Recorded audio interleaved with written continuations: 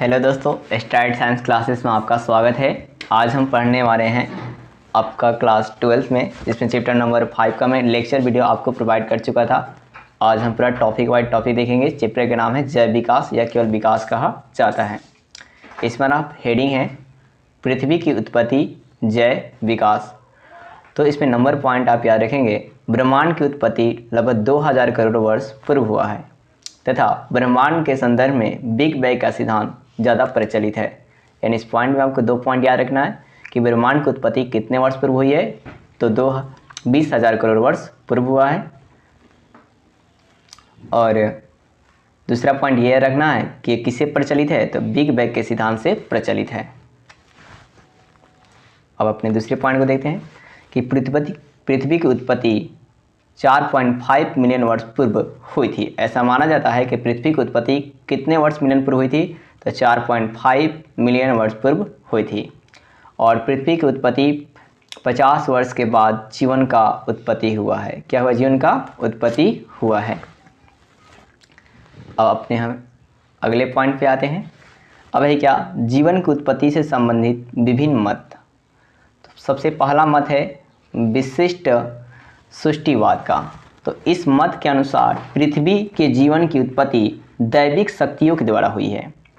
विशिष्ट सृष्टिवाद के मत के अनुसार क्या है कि पृथ्वी की उत्पत्ति दैविक शक्तियों के द्वारा हुई है। और इस मत में सृष्टि के 6 दिनों में हुआ है। सृष्टि का निर्माण कितने दिनों में है? मात्र 6 दिनों में हुआ है। दूसरा हमारा पॉइंट है स्वतः जनवाद। तो स्वतः जनवाद मत के अनुसार जीवन की उत्पत्ति अकार्बनिक पदार्थों से हुई है। किससे हुई है? तो अकार्बनिक पदार्थों से हुई है। और दार्शनिक वैज्ञानिक अरस्तु जी के अनुसार जीव की उत्पत्ति निर्जीव पदार्थों से स्वतः हुई है। और तीसरा आपका है जीव जनवाद। जीव जनवाद मत के अनुसार हार्वे नामक वैज्ञानिक ने प्रस्तुत किया है। कौन वैज्ञानिक प्रस्तुत किए? तो हार्वे नामक वैज्ञानिक ने प्रस्तुत किए हैं और बताया किया कि स्वतः जनवाद का खंडन किया जाता है। स्वतः जनवाद का क्या किया जाता है जी? खंडन किया जाता है।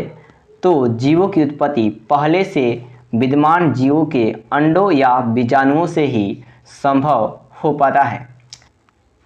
तो मेन पॉइंट याद रखना है क्या कि पृथ्वी की उत्पत्ति कितने वर्ष पूर्व हुई है, तो 20,000 करोड़ वर्ष पूर्व हुआ है। दूसरा पॉइंट ये किससे प्रचलित है? बिग बैंग सिद्धांत से प्रचलित है। तीसरा पॉइंट आपका ये है कि पृथ्वी की उत्पत्ति कितने मिलियन वर्ष पूर्व हुई है, तो 4.5 मिलियन वर्ष पूर्व हुई है। कितने वर्ष बाद जीवन की उत्पत्ति हुआ, तो 50 वर्ष बाद जीवन की उत्पत्ति हुआ। अब विभिन्न जीवन की उत्पत्ति संबंधित विभिन्न मत क्या थे? तो पहला मत था विशिष्ट सृष्टिवाद का मत। इस मत के अनुसार पृथ्वी की उत्पत्ति किससे हुआ है? तो एक पॉइंट याद रखना है, दैविक शक्ति के द्वारा हुई है। और ये कितने दिनों में हुआ था? तो 6 दिनों में। फिर स्वतः जनवाद मत के अनुसार किससे हुआ है? तो अकार्बनिक पदार्थों से हुआ है। और इस बात को फिर इसमें दार्शनिक अरस्तु जी ने क्या कहा था कि निर्जीव पदार्थों से हुआ है। स्वतः जनवाद कहता है कि अकार्बनिक पदार्थों से पृथ्वी की उत्पत्ति हुई है। और अरस्तु जी बोलते हैं निर्जीव पदार्थों से स्वयं हुई है। नेक्स्ट तीसरा हमारा है जीव जनवाद। इसमें आपको ये याद रखना है कि पहले तो जीव जनवाद को हार्वे नामक वैज्ञानिक ने प्रस्तुत किए हैं। और ये बताते हैं क्या कि स्वतः जनवाद, जो आप इसके पहले पढ़े, स्वतः जनवाद का खंडन किया जाता है तो उसकी उत्पत्ति, जीवों की उत्पत्ति पहले से विद्यमान जो जीव हैं उन्हीं के बीजाणुओं या अंडाणुओं से होता है। अब आइए हम चौथे पॉइंट को देखते हैं।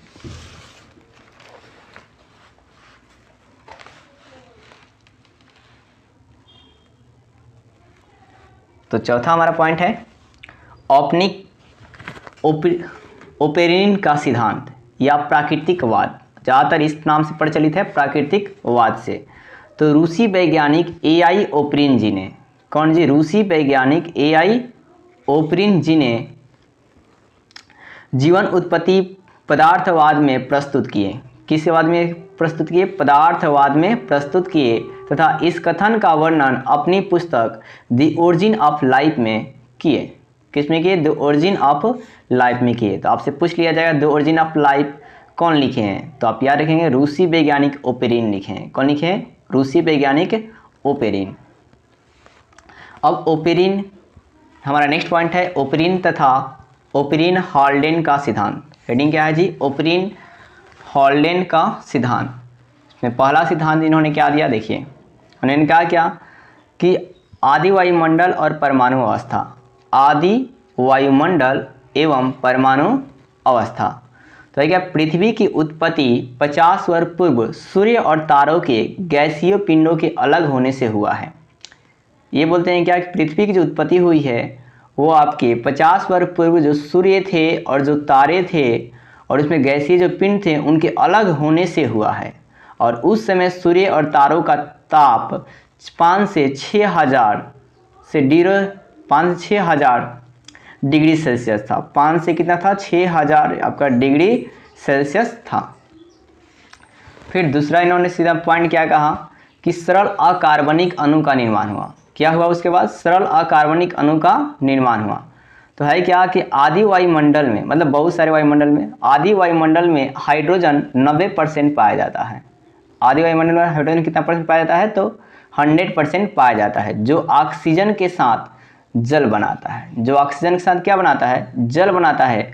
और बचा हुआ हाइड्रोजन नाइट्रोजन के साथ अमोनिया बनाता है और कार्बन के साथ मीथेन बनाता है। और इस प्रकार सरल अकार्बनिक अणु का निर्माण हुआ है। तो फिर से एक बार सुनेंगे कि सरल अकार्बनिक अणु के निर्माण में क्या हुआ है।